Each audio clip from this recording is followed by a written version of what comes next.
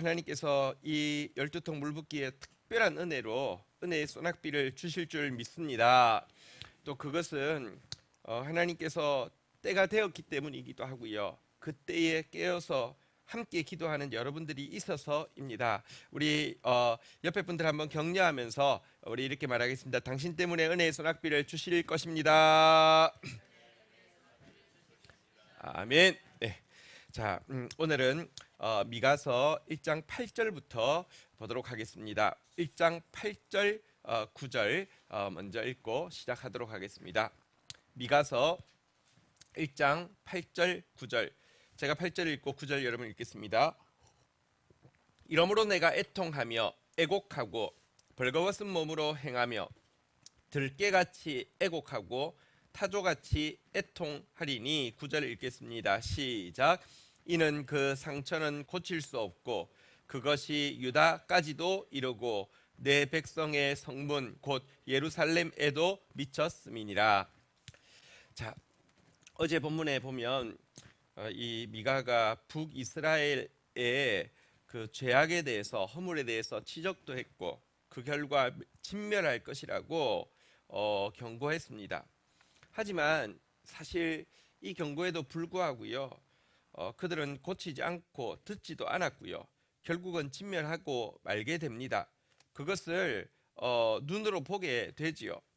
그런데 북이스라엘 모습도 참 아프지만 미가의 마음을 더 아프게 하는 것은 북이스라엘의 심판의 모습을 보면서도 동일한 심판이 남유다에도 임할 것인데, 남유다는 북이스라엘의 심판의 모습을 보고 돌이키기는커녕 그들을 심판했던 북이스라엘의 죄악을 향해서 더 급하게 나아가고 있는 모습 때문이었습니다.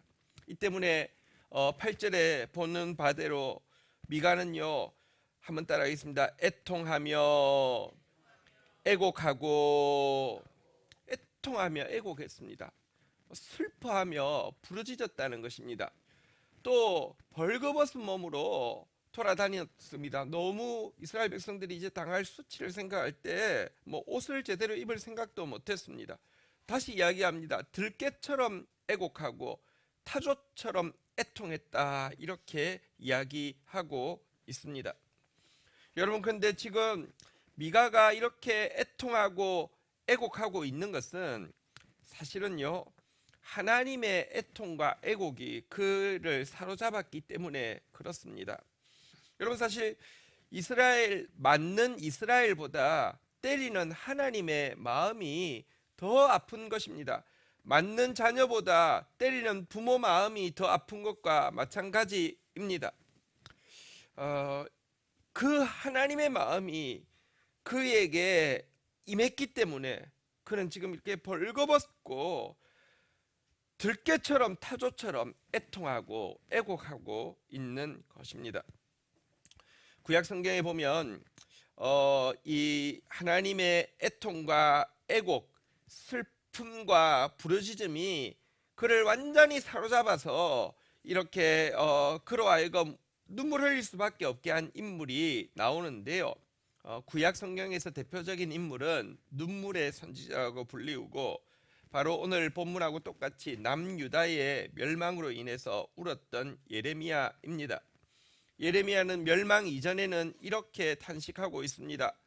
예레미야 9장 1절에 보면 어찌하면 내 머리는 물이 되고 내 눈은 눈물 근원이 됐고 죽임 당한 내 딸 내 백성을 위하여 주야로 울리로다 라고 하면서, 아직 멸망하지 않았지만 내 머리 전부 다가 물이 되었으면 좋겠다, 내 눈은 수원지가 되었으면 좋겠다라고 하면서 주야로 울겠다라고 했는데요, 울어도 결국은 그의 울음에 아직까지 멸망하지 않은 유다는 귀 기울이지 않았고요.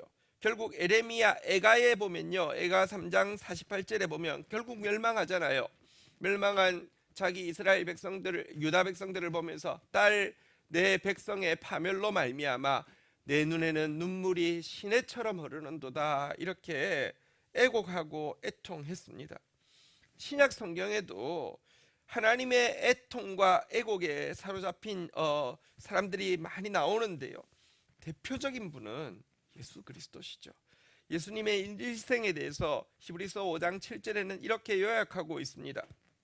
그는 육체에 계실 때에 자기를 죽음에서 능히 구원하실 이에게 심한 통곡과 눈물로 간구와 소원을 올려들었고 그의 경건하심으로 말미암아 들으심을 얻었느니라, 이렇게 이야기했는데, 이 땅에 사시면서 예수님이 하신 일에 대해서 심한 통곡과 눈물로 간구와 소원을 올려드린 것이라고 하면서 통곡과 눈물, 애곡과 애통이 그의 삶의 모습이었다라고 이야기하고 있습니다. 여러분, 그런데 이렇게 하나님의 마음에 사로잡혀서 애통과 애곡하면 소망이 있습니다. 여러분, 똑같은 위기 상황에서도요, 애통과 애곡이 있을 때 구원이 임한 기록을 우리는 보게 됩니다. 에스더 시대에 왕의 명령과 조서가 각 지방에 이르렀습니다. 유대인들은 다 죽이라고. 그때 유대인들이 크게 애통하며 금식하며 울고 부르짖을 때에 하나님은 그들 가운데 놀라운 구원으로 구원해 주셨습니다. 하지만 애통하고 애곡해야 할 때에 애통하지도 않고 애곡하지도 않으면 소망이 없습니다. 예레미야가 그렇게 울면서 애통하고 애곡했지만, 또 애통하라고 하고 애곡하라고 했지만, 예레미야 6장 26절에 보면 이스라엘 백성들은 애통하고 애곡하지 않았습니다. 딸 내 백성이 굵은 배를 두르고 재에서 구르며 독자를 이름같이 슬퍼하며 통곡할지어다.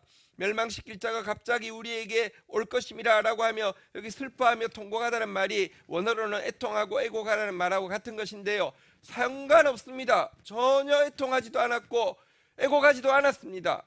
결국은 그들은 멸망할 수밖에 없었습니다. 예수님은 경고하고 있습니다. 애통해야 할 지금 애통할 수 있는 것은 복이지만 애통해야 될 지금 웃고 있는 것은 화라고 경고하고 계십니다. 지금 우는 자는 복이 있나니 너희가 웃을 것이며 라고 이야기하지만, 지금 웃는 자는 자여 너희는 애통하여 울지어다 화 있을진저 라고 경고하고 있음을 우리는 기억해야 할 것입니다. 우리가 이번에 특별히 소낙비 같은 은혜를 구하고 있습니다. 근데 오늘 우리가 하나님 앞에서 구해야 될 소낙비 같은 은혜는 소낙비 같은 눈물의 은혜입니다. 소낙비 같은 애통과 애곡의 은혜입니다. 자신의 죄와 허물을 보고 교회와 또 민족교회의 수치와 부끄러움을 보고 이 나라와 이 열방의 죄악과 파멸을 보고 애통하고 눈물 흘릴 수 있는 은혜가 소낙비처럼 우리에게 임해야 합니다. 하나님께 이 은혜를 우리가 구하고 나아가십시다. 스가랴서 12장 10절에 보면 하나님께서 이 은혜를 주실 때에 우리 가운데 이런 참회가 일어난다고 이야기하고 있습니다.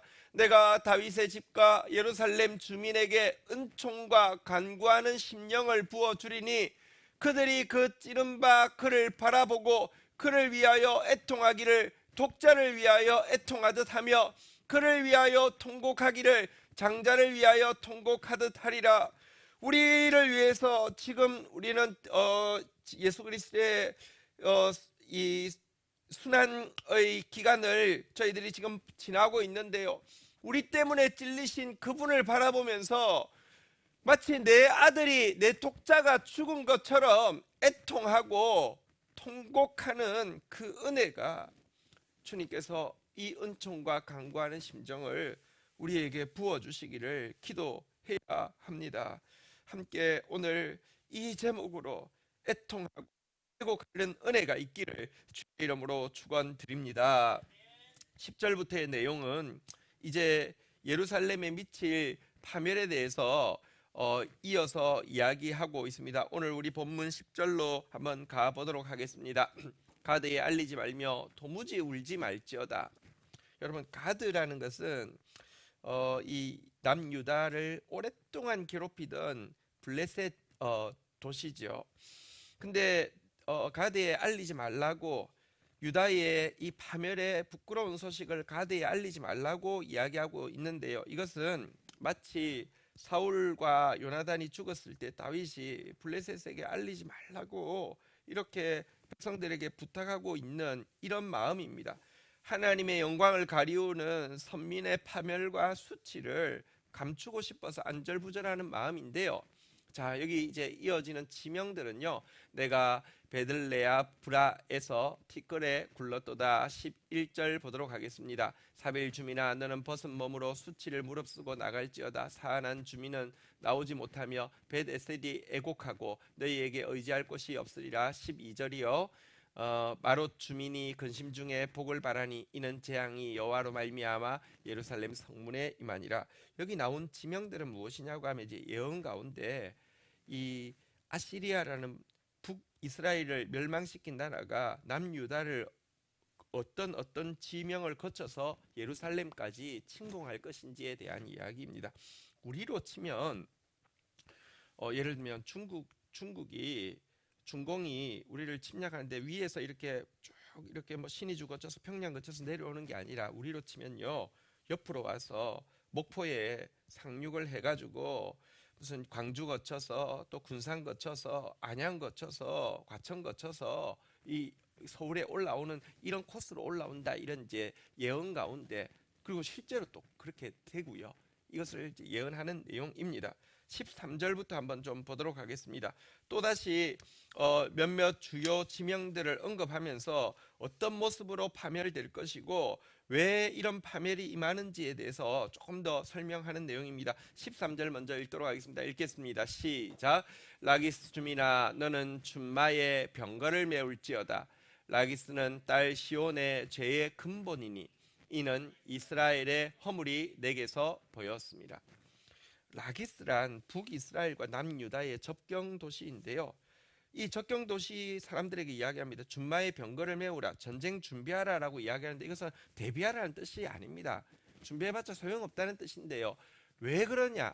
라기스가 딸 시온의 죄의 근본이라고 이야기합니다. 접경 도시인데 북이스라엘의 죄악을 보면서 우리는 저러지 말아야 될 텐데라고 경계하는 게 아니라 북이스라엘의 죄악을 제일 먼저 수입하고 있는 이 곳이 라기스였다는 것입니다. 북이스라엘의 허물이 내게도 보인다. 북이스라엘을 멸망시킨 죄악이 너한테 다 이식되는구나, 뿌리를 잘도 내리는구나, 이런 말이 되겠습니다. 14절 또 보도록 하겠습니다. 같이 읽겠습니다. 시작. 이러므로 너는 가드 모레셋에 작별하는 예물을 줄지어다. 악십의 집들이 이스라엘의 왕들을 속이리로다. 가드 모레셋이란 자기 고향이잖아요. 미가의 고향이 모레셋이잖아요. 가드랑 가까운 곳에 있는 모레셋인데요. 모레셋이라는 발음이 결혼 지참금과 비슷한데요. 여기에 작별의 예물을 줄지어다, 이 말은 무슨 말이냐고 하면 결혼 지참금 대신에 이제 이들이 포로 잡혀 갈 것이기 때문에 신부가 아버지 집을 떠나서 신랑 집에 가듯이 포로 잡혀 갈 것이니까 작별의 선물을 주라, 이런 의미입니다. 악십이라는 속이는 시내라는 뜻인데요. 북이스라엘이 멸망해서 이스라엘의 왕족들이 좀 도와달라고 할 때 이들이 전혀 도와주지 않게 될 것이다, 이런 이제 또 이야기를 하고 있는 것입니다. 동족을 전혀 돕지 않는다는 이야기를 하는 것입니다. 15절 보도록 하겠습니다. 마레사 주민아, 내가 장차 너를 소유할 자로 내게 이르게 하리니 이스라엘의 영광이 아둘람까지 이를 것이라. 마레사라는 단어도 소유라는 뜻을 가지고 있는데요. 너희가 뭐 소유하고 있는 것들을 실제 이제 주인이 나타나서 다 빼앗아 갈 것이다라고 이야기하면서 결국은 약탈자가 와서 그들의 소유를 다 빼앗는다, 이렇게 이야기하면서 또 이스라엘의 영광, 이 북이스라엘의 왕들은 아둘람에 이를 것이다. 아둘람은요, 남쪽 제일 끝에 다윗이 피신해 있던 곳 아닙니까? 그러니까 완전히 어쨌든 북이스라엘의 왕조의 사람들 다 살아남는 사람이 없을 것이다, 이런 이제 예언을 하고 있습니다. 어쨌든 무시무시한 재앙들이 남유다의 도시의 이름을 가지고 이제 이야기하는 내용이었는데요. 오늘 16절 마지막 절 내용 보도록 하겠습니다. 같이 읽겠습니다. 시작. 너는 내 기뻐하는 자식으로 인하여 내 머리털을 깎아 대머리 같게 할지어다. 내 머리가 크게 벗어지게 하기를 독수리 같게 할지어다. 이는 그들이 사로잡혀 너를 떠났습니다. 특별히 애통하고 애곡해야 될 제목을 이야기하고 있습니다.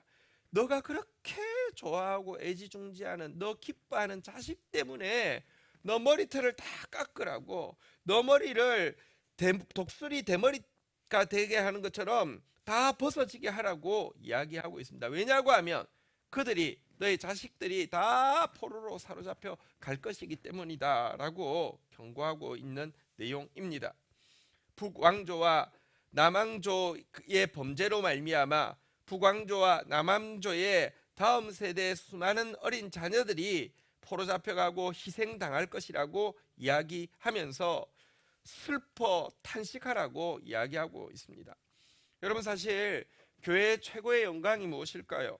이 복음을 이어갈 다음 세대가 건강하게 자라고 있는 것은 교회의 최고의 영광이지만, 교회의 최고의 수치가 무엇일까요?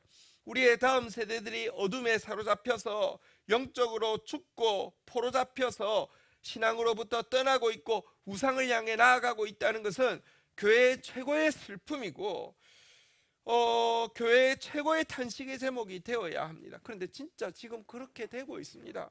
한국교회의 최고의 위기는요, 다음 세대가 사라지고 있고, 아니 사라져 버렸습니다.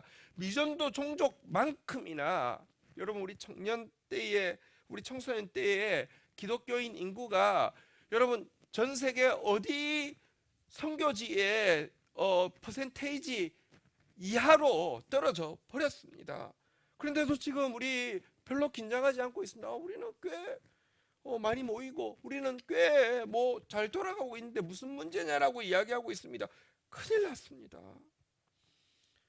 이들이 이렇게 죽어가고 있는 제일 큰 책임은 누구에게 있느냐? 신앙의 부모인 우리에게 있다는 사실을 직시해야 합니다. 십자가를 치고 가시던, 정말 심한 통곡과 눈물로 사셨던 예수님께서 하셨던 말씀이 있습니다. 누가복음 23장 27절 28절에 보면 이런 말씀을 하셨죠. 또 백성과 및 그를 위하여 가슴을 치고 슬피 우는 여자의 큰 무리가 따라오고 있을 때 예수님께서 이렇게 말씀하셨습니다. 28절 같이 한번 읽도록 하겠습니다. 시작. 예수께서 돌이켜 그들을 향하여 이르시되 예루살렘의 딸들아, 나를 위하여 울지 말고. 여러분, 근데 이 말씀을요, 어디에서 많이 보지 않았습니까? 수능을, 시험을 칠 때 여러분 어머니 기도회라는 걸 하거든요. 그때 캐치프레이즈가 먼저 뭡니까? 너희 자녀를 위하여 울라. 그래가지고 수능 시간표까지 그대로 해가지고 1교시입니다. 우리 같이 기도합시다. 와 하고 또 쉬는 시간에 또 쉬고, 이때 너희 자녀를 위해서 울라라는 이 캐치프레이즈를 쓰고요, 많이들 이때 와서 기도하는데요. 여러분, 이게 자녀들을 위해서 눈물로 중보하라는 뜻이 전혀 아닙니다. 이게요, 자녀들을 위해서 중보해서 그들에게 어떤 재앙이 일어나지 않기 위해서 중보하라는 뜻이 아니고요, 너 때문에, 부모인 너 때문에 자녀가 반드시 겪게 될 비극적인 일로 인하여서 탄식하라는 의미입니다. 이것은 너희가 기도한다고 되돌릴 수 있는 것이 아니라는 지금 무시무시한 경고입니다. 나 위해서 울지 말고 너희 자녀 위해서 울라고. 왜냐고 하면 너희 자녀에게 너희 때문에 재앙이 임할 것이라고 이야기하는 것입니다. 그리고 실제로 한 세대가 지나기 전에 예루살렘의 이 일이 정확하게 이루어져서 정말 모든 자녀들이 죽임을 당하는 그런 일이 있었습니다. 이게 근데요, 좀 이상하지 않습니까? 이 이야기를 한 대상은 누구냐고 하면요, 예수님 위하여서 가슴을 치고 슬피 우는 큰 여인의 무리에게 하신 말씀입니다. 이들은 누구냐고 하면 예루살렘에 사는 경건한, 예루살렘의 딸이라고 부르는 경건한 신앙인들입니다. 이들은요, 좋은 전통을 가지고 있었습니다. 사형당하는 자들의 마지막 길을 동정하고 위로하기 위해서요, 사형수들이 사형을 당할 때에 이 어머니 회에서, 예루살렘 어머니 회에서요, 신앙생활하는 어머니들이 사형수 뒤에 따라가면서 가슴을 치고 슬퍼 눈물을 흘리는 그룹이 있었습니다. 이들은 또 울 뿐만 아니라 처형장에 몰약을 탄 포도주, 신포도주를 제공하는 일도 하고 있었습니다. 그들을 마지막 자비를 베푸는 일을 하는 사람이었습니다. 지금으로 말하면 교회 잘 다니는 경건한 이렇게 뭐 권사님들 그룹 정도 된다고 할 수 있습니다. 그런데 어쨌거나 이스라엘에서 가장 유명했던 예수님이, 그것도 가장 끔찍한 십자가 사형을 당한다고 하니까 예루살렘의 웬만한 경건한 부인들은 다 모여와서요, 그걸 따라가면서 아이고 어떡해, 아이고 어떡해, 아이고 저 끔찍한 형벌을, 아이고 너무 안 됐어 하면서 눈물을 짓고 따라오고 있었습니다. 그런데 이렇게 경건해 보이는 여인들을 보면서 예수님은 아유 그래, 너희들 때문에 내가 힘을 얻는다, 최소한 너희들 자녀는 잘 될 거야 라고 위로해주고 감사를 표현할 것 같지만, 예수님은요, 나 위해서 울지 말고 너희 자녀들이 너희 때문에 저주받을 거라고 지금 경고하고 있는 내용이란 말입니다. 전혀 중보하라는 내용이 아니란 말입니다. 왜 이렇게 경고하실까요? 사실은요, 예수님 이렇게 경고하셨습니다. 이어지는 내용 보면 나보고 아이고 어떻게 탄식하지 마, 너희 자녀들에게 임할 고통으로 인해 탄식해. 왜냐고 하면 날이 이를 것이고 나의 십자가 죽음보다 더한 고통이 너희와 너희 자녀들에게 임할 것이기 때문이야. 그날의 가장 큰 저주는 지금 너희들이 이야기하는 가장 큰 저주인 자녀 없는 것이 아니라 자녀 없는 자가 최고의 축복받은 자라고 일컬음 받게 될 것이야. 왜냐고 하면 너희들이 그렇게 애지중지하고 기뻐하는 자녀들에게 차마 눈 뜨고 못 볼 일들이 일어나기 때문일 것이야. 그 죽음이 얼마나 고통스럽던지 산을 향해서 제발 산사태가 일어나서 나를, 우리 자녀들을 생매장 해달라고, 고통을 조금이라도 덜 당하고 생매장 해달라고 간구하게 될 것이야. 정말 저주의 말이잖아요. 이 말을 경건한 부인들에게 쏟아냈습니다. 왜 그러셨을까요? 그러니까 성경을 모르면 너희 자녀를 위해서 울라라고 하면서 수능 기도해야 한다니까 그 말이 아니에요.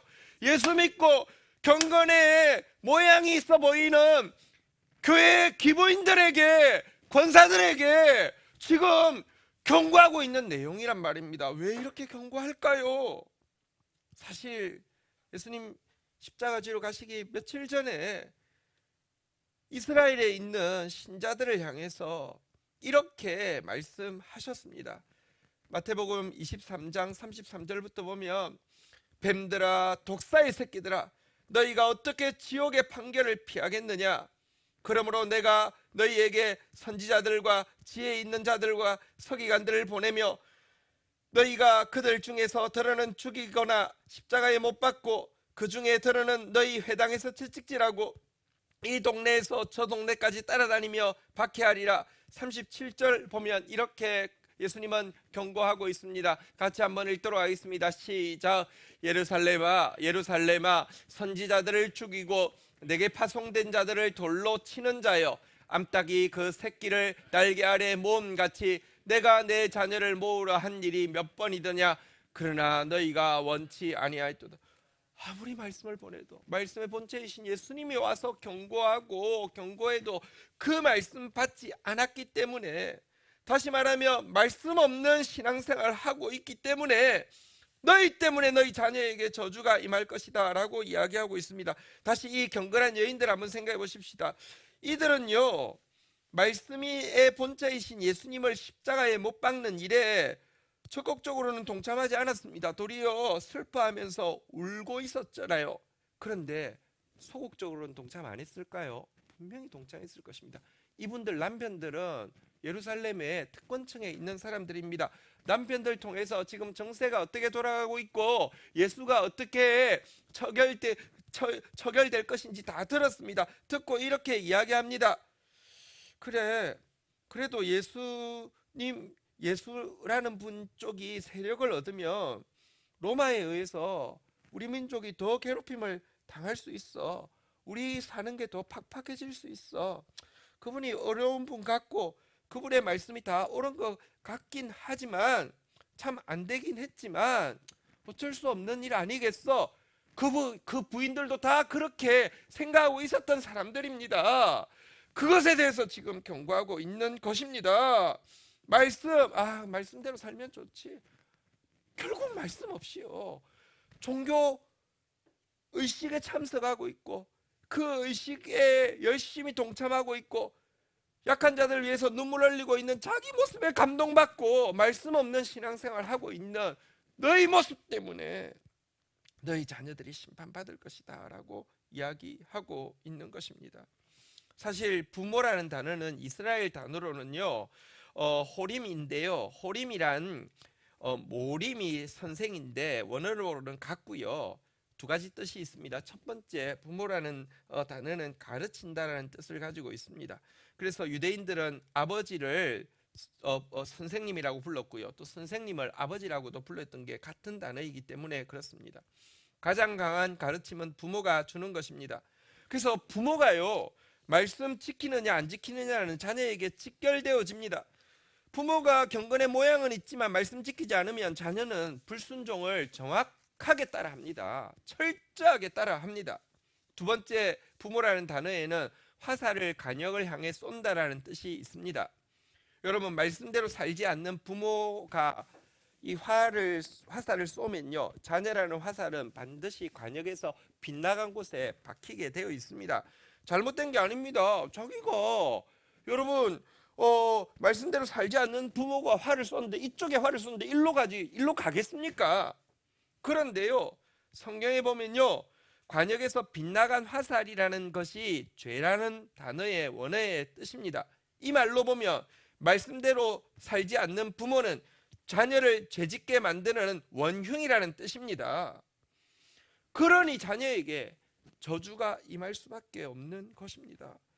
자녀를 위해서 울라. 너의 그 모습이, 말씀 없이 신앙생활하는 그 모습이 자녀 죽일 것이라고 예수님께서 탄식하고 있는 것입니다. 남유다가 포로 잡혀갈 때 예레미야가 아까 눈물로 그냥 시내처럼 흘린다고 했는데요, 시내처럼 눈물을 흘리면서도 제일 많이 눈물 흘렸던 이유가 무엇인지 아십니까? 눈물 흘리면서 다시 한번 마지막으로 이스라엘 사람들, 남유다 사람들에게 부탁한 제목이 무엇인지 아십니까? 마지막으로 우리 예레미야가 21절 한번 보도록 하겠습니다. 예레미야가 2장 11절입니다. 같이 한번 읽도록 하겠습니다. 시작. 내 눈이 눈물에 상하며 내 창자가 끊어지며 내 간이 땅에 쏟아졌으니 이는 딸 내 백성이 패망하여 어린 자녀와 젖먹는 아이들이 성읍 길거리에서 기절함이로다. 여러분들, 이스라엘이 망할 때 특별히 어린 자녀, 젖먹는 아이들이 성읍 길거리에서 기절해 있는 모습 보고 눈이 썩을 정도로, 창자가 끊어질 정도로, 간이 땅에 쏟아질 정도로 눈물을 흘리면서요, 2장 19절에 보면 이렇게 부탁하고 있습니다. 같이 한번 읽도록 하겠습니다. 시작. 초저녁에 일어나 부르짖을지어다. 내 마음을 주의 얼굴 앞에 물쏟듯 할지어다. 갓길 어귀에서 추려 기진한 내 어린 자녀들의 생명을 위하여 주를 향하여 손을 들지어다 하였도다. 여러분, 유다 백성들에게 마지막으로 부탁합니다. 각 길 어귀에 추려 기진한 내 어린 자녀들의 생명을 위하여. 지금 여러분, 정말 우리의 다음 세대가 추려서, 영적으로 추려서 기진해서 다 우상에게, 다 세상에 포로잡혀서 영원히 죽어가고 있습니다. 추려 기진한 내 어린 자녀들의 생명을 위하여서 초저녁에 일어나 부르짖고 애곡하고 내 마음을 주의 얼굴 앞에서 물쏟듯 하라고 우리에게 부탁하고 있습니다. 오늘 주님은 우리에게 애통하고 애곡하는 은총을 구하라고, 애통과 애곡의 소낙비가 우리에게 임하게 해달라고, 말씀대로 살지 못해가지고 자녀들에게 불순종을 가르치고 있고, 자녀를 이 죄악의 관역을 향해서 힘껏 쏘고 있는, 소위 신앙생활을 한다고 하는 우리의 모습에 대해서 정말 참회하라고 부탁하고 있습니다. 여러분, 죄악이 뽑혀야지 주님의 은혜가 임합니다. 그리고 예수님에게 있었던 심한 통곡과 눈물이 우리에게 임하는 것이야말로 최고의 축복이 아닐 수 없습니다.